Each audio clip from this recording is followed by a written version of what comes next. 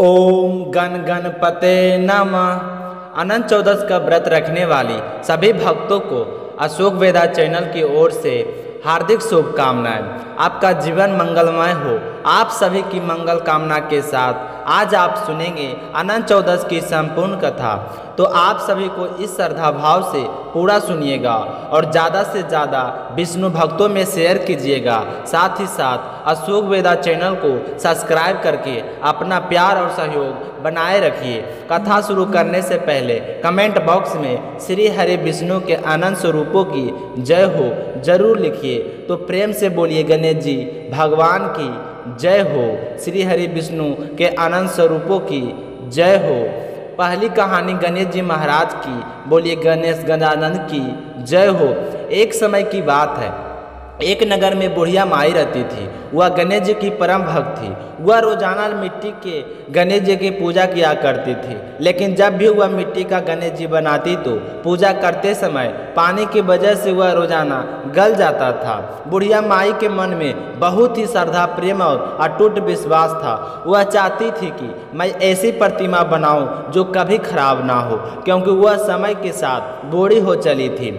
रोजाना जत्न करके गणेश जी की मूर्ति बनाती, वह तो गल जाती। तो एक दिन की बात है कि बुढ़िया माई के मकान के पास किसी सेठ जी का मकान बन रहा था। तो वह सोचने लगी कि क्यों ना इसको कारीगरों से जाकर कहती हूँ कि मुझे एक पत्थर का गणेश जी बना दे। यह सोचकर वह मिस्त्री के पास आई और जाकर बोली कि बेटा, मैं रोजाना गणेश जी की पूजा करती हूँ, पर मैं तो मिट्टी का गणेश जी बनाती हूँ, वह तो रोजाना पानी के साथ बह जाता है। आप ऐसा करो, मेरे लिए एक पत्थर का गणेश बना दो। गणेश जी भगवान आपका बहुत भला करेंगे।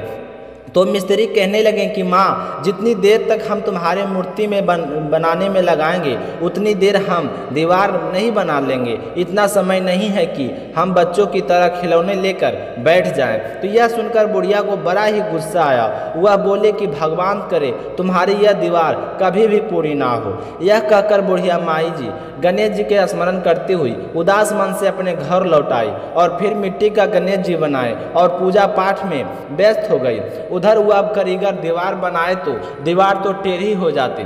दीवार का टेढ़ा देखकर फिर से दीवार तोड़कर फिर से बनाती, वह टेढ़ी हो जाता। उन्होंने लाखों यत्न किए, एक बार फिर से शाम को तक उनसे सीधी नहीं बनी, इसलिए वह हर बार बना रहे थे और तोड़ रहे थे।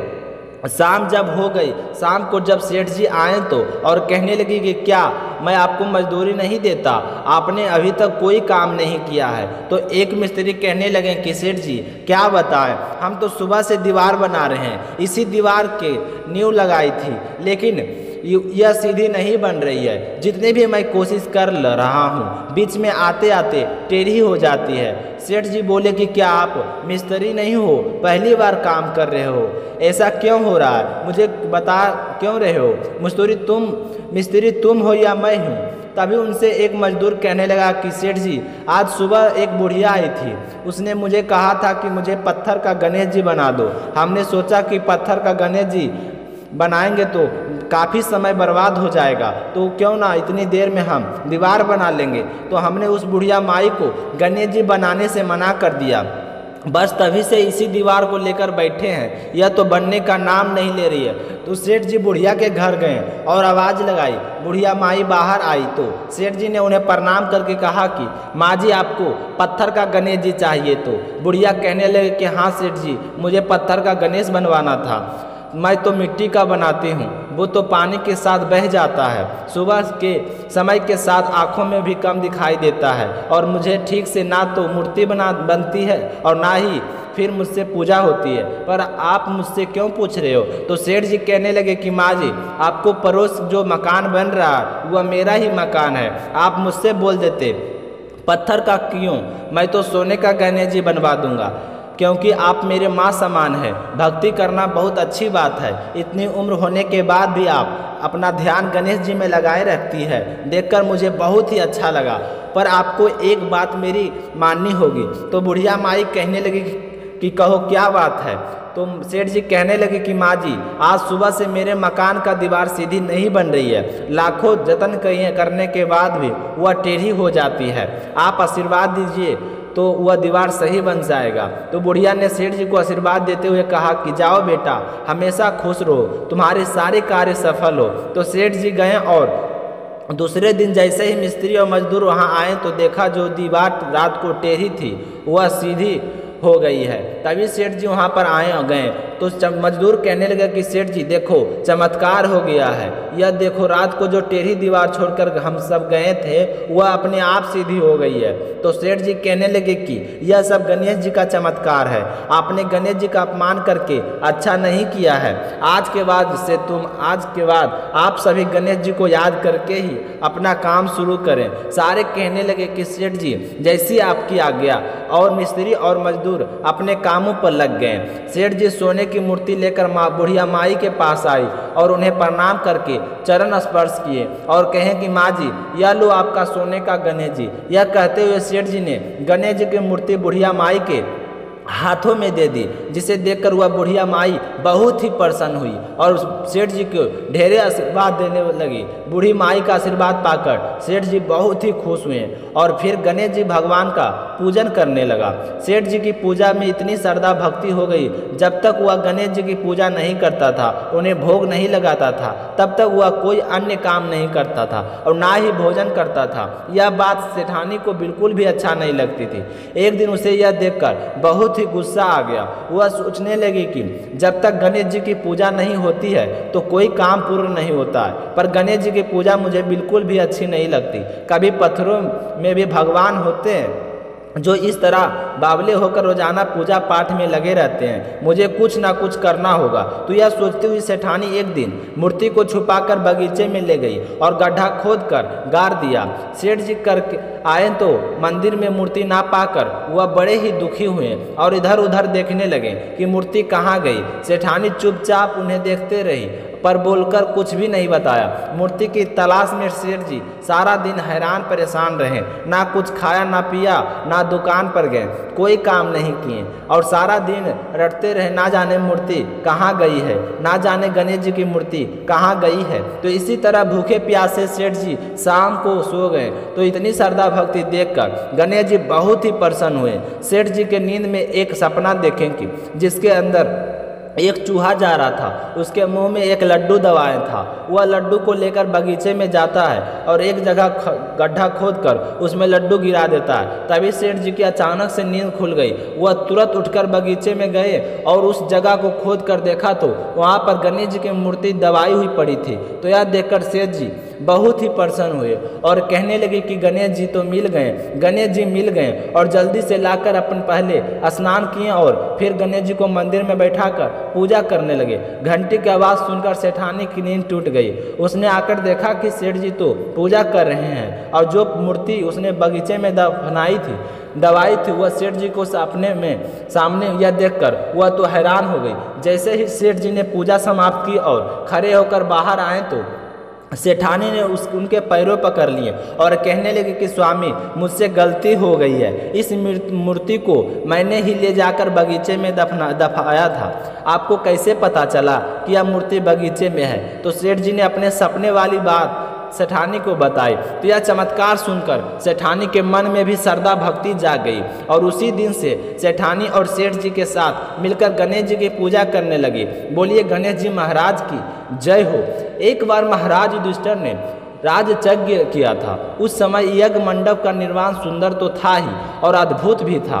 वह यज्ञ मंडप इतना मनोरम था कि जल व थल की विभिन्नता का पता नहीं चलता था। जल को देखते तो धरती लगती, अगर धरती को देखते तो ऐसे लगता कि जल हिल रहा है। चाहे कितनी भी सावधानी बरत लो पर उसमें कोई ना कोई व्यक्ति अद्भुत मंडप में धोखा खा ही जाता था। तो एक समय की बात है कि टहलते टहलते दुर्योधन उस यज्ञ मंडप में आ गए और एक तालाब को धरती समझकर उस पर पैर रखा तो उसमें गिर गए। द्रौपदी ने यह देखा तो वह कहने लगे कि अंधों की संतान अंधी है। यह कहकर उनका उपहास किया। इससे दुर्योधन को बहुत ही गुस्सा आ गया। द्रौपदी की यह बात सुनकर दुर्योधन के हृदय में बाण के समान लगी। उनके मन में द्वेष उत्पन्न हो गया और उन्होंने पांडवों से बदला लेने की ठान ली। अब उसके मस्तिष्क में सिर्फ अपमान का बदला लेने का विचार उत्पन्न होने लगे। उसने बदला लेने के लिए पांडवों को धूर्त कीड़ा में अपमान का बदला लेने की सोची और अपनी योजना के चलते उसने पांडवों को जुए में पराजित कर दिया। पराजित होने पर प्रतिज्ञा के अनुसार पांडवों को 12 वर्ष के लिए वनवास में जाना पड़ा। वन में रहते हुए पांडव अनेक कष्टों को सहन करते रहे। एक दिन वहां पर भगवान श्री कृष्ण उनसे मिलने के लिए आए। तब युधिष्ठिर ने उनसे अपना दुख का सुनाया और दुख दूर करने के लिए कोई उपाय बताने को कहा। तो श्री कृष्ण भगवान बोले कि हे युधिष्ठिर, तुम विधि पूर्वक अनंत भगवान का व्रत करो, इससे तुम्हारे सारे कष्ट दूर हो जाएंगे और तुम्हारा खोया हुआ राज तुम्हें पुनः प्राप्त हो जाएगा। मैं तुम्हें एक कथा सुनाता हूँ, तुम ध्यान पूर्वक सुनना। प्राचीन काल में सुमंत नाम का एक नेक तपस्वी ब्राह्मण था। उसकी पत्नी का नाम दीक्षा था। उसकी एक परम सुंदरी धर्मपरायण तथा ज्योतिमय कन्या थी जिसका नाम सुशीला था। सुशीला जैसे ही बड़ी हुई तो उसकी माता दीक्षा की मृत्यु हो गई। पत्नी के मरने के बाद सुमंत ने करक नामक स्त्री से दूसरा विवाह कर लिया। सौतेली माँ के आते ही सुशीला का जीना दुर्लभ हो गया। वह उसकी सौतेली माँ उसे सारा दिन काम करवाती और खाने के लिए कुछ भी नहीं देती थी। फिर भी सुशीला कुछ नहीं बोलती थी। कर्कशा और सुशीला फूटी आँख नहीं सुहाती थी। वह किसी तरह सुशीला को घर से निकालना चाहती थी। तो एक दिन मौका देखकर वह अपने पति से कहने लगी कि स्वामी, सुशीला विवाह योग्य हो गई है, इसका विवाह करवा देना चाहिए। तो कर्कशा की बात सुशीला के पिताजी को जस गया और उन्होंने सुशीला की विवाह कौन ऋषि के साथ कर दिया। विदाई देने की बात आई तो कारक ने उसे दामाद को कुछ ईंट और पत्थरों के टुकड़े बांध कर दिए। कोंडन ऋषि सोचने लगे कि इतना भारी सामान है तो जरूर कीमती जेवरात होंगे और अपनी पत्नी सुशीला को लेकर अपने आश्रम की ओर रवाना हो चलते हैं। चलते चलते रास्ते में ही रात हो गई तो वे नदी तट पर रुक गए और उस गाठ को खोलकर देखा कि इसके अंदर क्या है। तो उसके अंदर तो ईंटें भाटों के अलावा कुछ भी नहीं थी। यह देखकर कोंडन ऋषि बड़े ही दुखी हुए। वह दोनों भूखे प्यासे बैठे रहे। कोंडन ऋषि को नींद आ गई और सुशीला को अपने घर की याद सता रही थी। तो वह चुपचाप बैठी इधर उधर देख रही थी। तभी उसकी नज़र पड़ी कि बहुत सारी महिलाएं सुंदर से वस्त्र पहनकर किसी देवता की पूजा करने के लिए जा रही है। तो सुशीला के पूछने पर उन्होंने विधि पूर्वक अनंत व्रत की महात्म बताई। तो सुशीला ने सोचा कि क्यों ना हम भी इस व्रत को रखो, मेरे भी भाग खुल जाएंगे। तो सुशीला ने उन्हीं से व्रत का अनुष्ठान किया और 14 गांठों वाला डोरा हाथ में बांधकर वापस आ गई। जैसे ही कोंडन ऋषि की नज़र सुशीला के डोरे पर पड़ी तो उन्होंने पूछा कि यह क्या है। तो सुशीला की सारी बात बता दी, लेकिन कोंडन ऋषि का गुस्सा आ गया। उन्होंने उस डोरे को तोड़कर अग्नि में डाल दिया। इससे भगवान अनंत जी का अपमान हो गया था और इस बात का दोष कोंडन ऋषि को लगा। उनकी जो भी कुछ संपत्ति थी सारी नष्ट हो गई और बड़ी ही गरीबी के साथ अपना जीवन बिताने लगी। उनकी हालत इतनी खराब थी कि उन्हें एक वक्त का भोजन भी नसीब नहीं होता था। तो एक दिन कोंडन ऋषि बड़े ही दुखी बैठे थे। तो सुशीला पूछने लगी कि आज आप इस तरह से दुखी होकर क्यों बैठे हो। तो कोंडन ऋषि कहने लगे कि मैंने ना जाने पिछले जन्म में कौन से कर्म किए थे जिनका फल आज मैं इस जन्म में भुगत रहा हूँ। तो सुशीला कहने लगी कि स्वामी, यह पिछले जन्म के कर्म नहीं है, आपने अनंत भगवान का डोरा जलाया था और उसी का दोष आपको लगा है। तो यह सुनकर कोंडन ऋषि को बहुत ही दुख हुआ और अपने पश्चात करने के लिए वह वन में चले गए। वन में जाकर कई दिनों तक भटकते भटकते निराश होकर एक दिन भूमि पर गिर गए। तब अनंत भगवान प्रकट होकर बोले कि हे कोंडन ऋषि, तूने मेरा तिरस्कार किया था, इसी वजह से तुम्हारे इतना कष्ट भोगना पड़ रहा, तुम दुखी हो। लेकिन अब जब तुमने पश्चात किया है तो मैं बहुत ही प्रसन्न हूँ। तुम घर जाकर विधि पूर्वक अनंत का व्रत करो। 14 वर्ष व्रत करने से तुम्हारे सारे दुख दूर हो जाएंगे। तुम धन्य धान से संपन्न होकर पुत्रवान हो जाओगे।